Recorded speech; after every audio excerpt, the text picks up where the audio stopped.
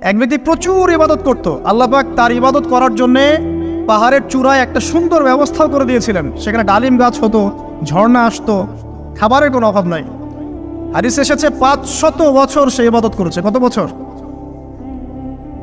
কিয়ামতের মাঠে এই ব্যক্তির অবস্থা এমন হবে, তাকে জান্নাতে প্রবেশ করানোর জন্য নিয়ে যেতে বলা হবে, যাও আমার রহমতে জান্নাতে চলে যাও। আল্লাহ পাক তাকে কথাটা বলবেন, কিন্তু এই ব্যক্তি বলবে আমার আমলের কারণে,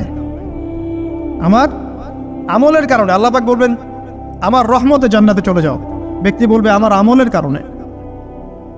আল্লাহ রাব্বুল আলামিন তখন তাকে দেওয়া সমস্ত নেয়ামতগুলোকে এক পাল্লায় করবেন আর তার সমস্ত আমলকে আরেক পাল্লায় করবেন। তারপর দেখা যাবে আল্লাহর সমস্ত নেয়ামত তার একটা চোখের সমান হয় নাই। কথা কি বুঝতে পারছেন? একটা চোখের যে নেয়ামত আল্লাহ পাকের, সমস্ত আমল ও 500 বছরের ইবাদত এতটুকু হয়নি। তারপর তাকে বলা হবে ওকে জাহান্নামে নিয়ে যাও।